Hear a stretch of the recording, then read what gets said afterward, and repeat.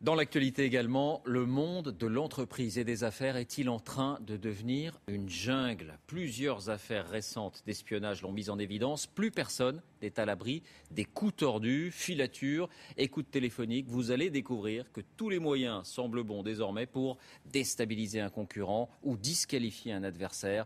Regardez l'enquête d'Audrey Goutard et David Dameda. Combien sont-ils? Comment travaillent-ils? Mystère. Pourtant, leurs clientes sont les plus grosses entreprises françaises. Ce sont des pros du renseignement clandestin et pour certains des espions qui ne font pas dans la dentelle. Cet avocat a été leur victime. Défenseur des petits actionnaires d'une multinationale, Frédéric Canoë a été surveillé sans répit pendant 3 ans. Faits et gestes épiés, courriers méthodiquement pillés, il a tout appris par la presse.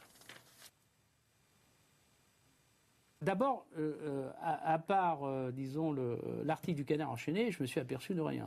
Donc, ça concerne mes mœurs, c'est-à-dire savoir si je ne vais pas, comme je suis à Vincennes, aller voir ces demoiselles. Donc, c'est donc une enquête là-dessus.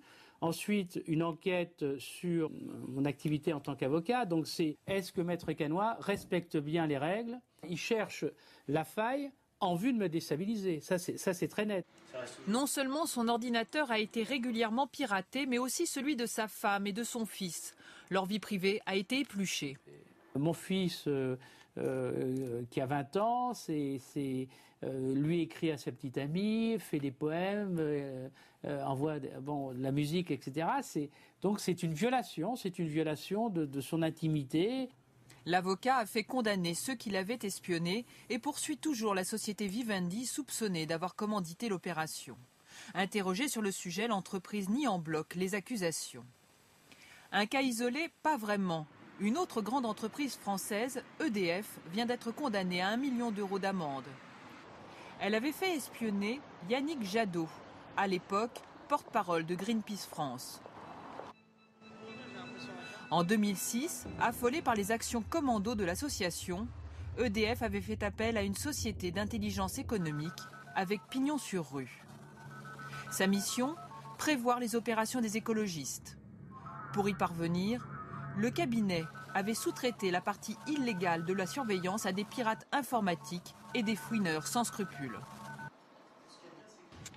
Là, ce sont des anciens soldats perdus des services qui sont recyclés, qui viennent avec des très mauvaises habitudes, qui parfois sont très mal contrôlées, et à qui effectivement on demande d'opérer des opérations de basse police, et qui le font avec une obligation de ne pas se faire prendre.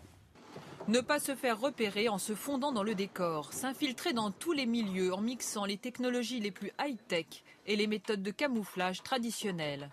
C'est il y a peu encore le quotidien de cet homme de l'ombre qui a accepté de nous parler. Le déguisement de plombier, oui, c'est un peu l'idée de se fondre dans le décor. On a tendance à devoir être invisible quand on suit quelqu'un, c'est-à-dire pouvoir changer de vêtements plusieurs fois. Être invisible, c'est-à-dire être un cliché, quelqu'un, tiens c'est un jogger, tiens c'est un promeneur, tiens c'est un type qui lit le journal sur un banc.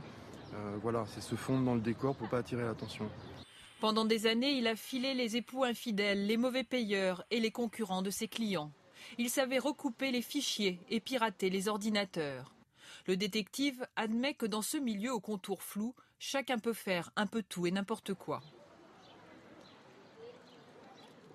Quand il y a beaucoup d'argent et une officine qui est pas vraiment déclarée, etc., c'est là où c'est vraiment carte blanche aux pires choses. Je sais pas, même dans les faits divers, on sait même plus s'il n'y a pas un truc derrière commandité. C'est presque mafieux au bout d'un moment. Aujourd'hui, la demande vient surtout d'entreprises avides d'informations sur la concurrence. On est dans une logique de guerre économique. Ici, on enseigne aux étudiants un renseignement ouvert, c'est-à-dire légal, au service des sociétés. De la recherche offensive, de renseignement, autrefois protégée par des marchés nationaux ou par des protections douanières, l'hypercompétitivité épargnait un certain nombre d'entreprises. Aujourd'hui, ce n'est plus le cas. Les marchés sont ouverts, sont plutôt d'ailleurs sans règles. Et donc, à cause de cela, les entreprises ont besoin, plus encore, de connaître de plus en plus de concurrents. Mais comment éviter que cette soif de renseignement dépasse les bornes? Une loi est en préparation et un Conseil national de la sécurité vient d'être créé. Pourtant, les autorités s'interrogent déjà. Comment tenir un milieu où le secret est la règle ?